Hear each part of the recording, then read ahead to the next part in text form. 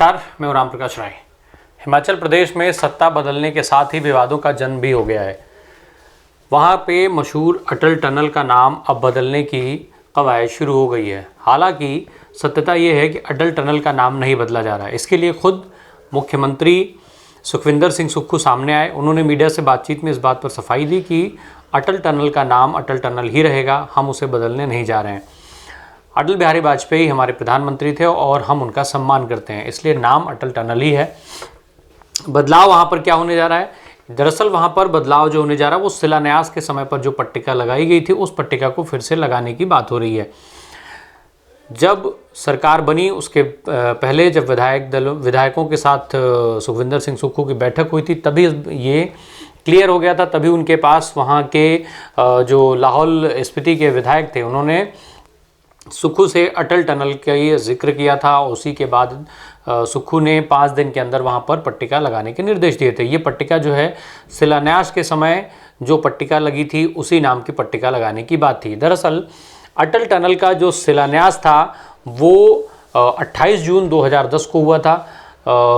ये मनाली के धंडी में उस समय शिलान्यास हुआ था और तब केंद्र में कांग्रेस की सरकार हुआ करती थी। मनमोहन सिंह प्रधानमंत्री थे और यूपीए की चेयरपर्सन थी सोनिया गांधी। तो सोनिया गांधी ने वहाँ पर शिलान्यास किया था।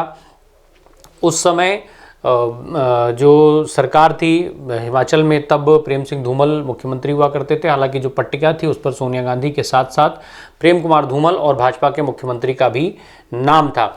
इसके लिए 4000 करोड़ रुपए की स्वीकृति दी गई थी। फिर जब आगे चल कर के ये टनल बन कर के तैयार हुई तो इस टनल का जो उद्घाटन था वो 3 अक्टूबर साल 2020 को हुआ। तब केंद्र में भारतीय जनता पार्टी की सरकार आ चुकी थी और नरेंद्र मोदी प्रधानमंत्री थे। इस टनल के उद्घाटन के समय पर इसके शिलान्यास के समय पर लगी हुई जो पट्टिका थी वो हटा दी गई थी।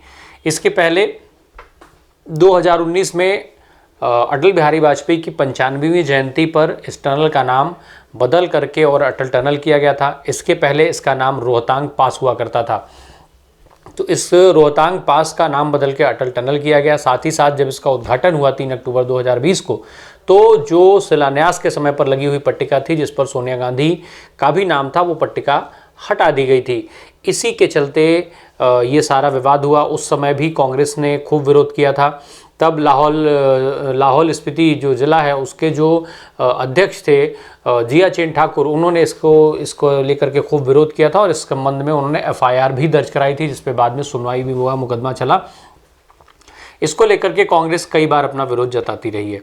इतना ही नहीं, अभी विधानसभा चुनाव के पहले करीब 6 महीने पहले अपने तमाम भ्रमण के कार्यक्रमों के दौरान जो प्रतिभा सिंह ने इस बात को लोगों के बीच उठाया भी था कि जब सरकार अगर बन जाती है तो सरकार बनने के बाद अटल टनल का नाम भी जो है वो बदलने की बात उन्होंने कही थी।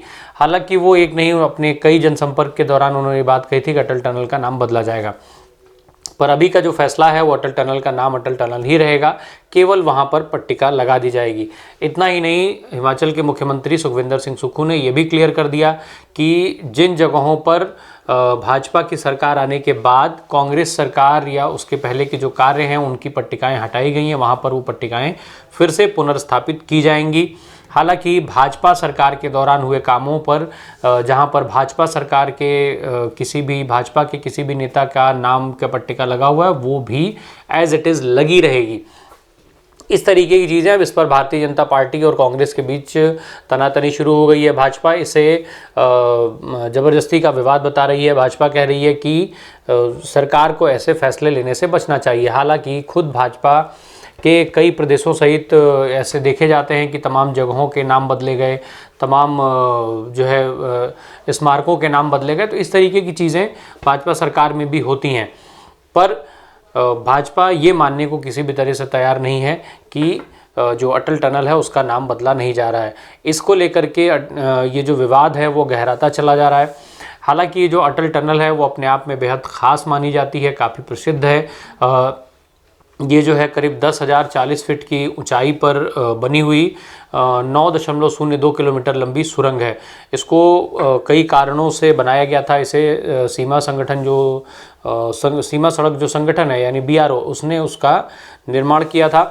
और इसकी जो खासियत है वो मनाली लेह राजमार्ग दर्रे के नीचे ये सुरंग बनी हुई है। हर 500 मीटर पर आपातकालीन सुरंग बनी हुई हैं जो दोनों किनारों पर आकर के खुलती हैं।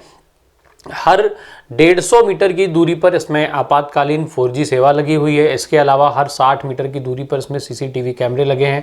तो सुरक्षा की दृष्टिकोण से लेकर के और कई सारी चीज़ों में इसको बेहद उच्च मानकों के साथ बनाया गया। लगभग 3200 करोड़ रुपए की लागत से बने इस सुरंग पर अब ये विवाद गहराता जा रहा है, जिसके विवाद के चलते ये सुरंग एक बार फिर चर्चा में है। क्या टेक आपका है? आपने 2 तारीख का घोषणा भी कर दिया है कि वहां पट्टिका लगेगी या बदली जाएगी, क्या स्पष्टीकरण है? नहीं, ना तो किसी की पट्टिका बदली जाएगी, ना ही कोई नाम बदला जाएगा। मैं ये स्पष्ट बात इसलिए कहना चाहता हूं कि अटल टनल का शिलान्यास, जो कि रोहतांग टनल के नाम से जानी जाती थी, उसका भारतीय जनता पार्टी की सरकार ने आकर पूर्व प्रधानमंत्री अटल बिहारी वाजपेयी जी के नामांकन किया। उस नाम को हम बदलने वाले नहीं, हम उनका भी सम्मान करते हैं, वो देश के प्रधानमंत्री थे, हम उनकी भी गरिमा रखते हैं। लेकिन हम भारतीय जनता पार्टी के नेतृत्व को उन लोगों की भी गरिमा रखनी चाहिए थी जिन्होंने इस टनल का शिलान्यास किया था। श्रीमती सोनिया गांधी यूपीए की चेयरपर्सन थी, AK एंटोनी जी रक्षा मंत्री थे, डॉक्टर मनमोहन सिंह जी देश के प्रधानमंत्री थे, पर सरकार हिमाचल प्रदेश में प्रेम कुमार धूमल भारतीय जनता पार्टी की थी, उनका नाम भी है उसमें। और जब उसको 4000 करोड़ रुपए भी सैंक्शन किए गए, जब उसका उद्घाटन किया गया, बननी तो 3-4 साल में थी, एकदम तो शिलान्यास के समय तो बनती नहीं है। शिलान्यास का मतलब है कि इसकी शुरुआत कर दी गई है। उद्घाटन के समय ना हमारी सरकार दिल्ली में थी ना राज्य में थी, उनके नाम की पट्टिका उतार कर कहीं छुपा दी गई, तो अच्छा नहीं है ना ये। जब हम नाम नहीं बदल रहे तो हमने ये कहा कि जो भी है हम सब प्रधानमंत्रियों का सम्मान करते हैं, लेकिन जो शिलान्यास की पट्टिका है उसको हम दोबारा स्थापित करेंगे और उस स्थिति में मैं खुद वहां जाकर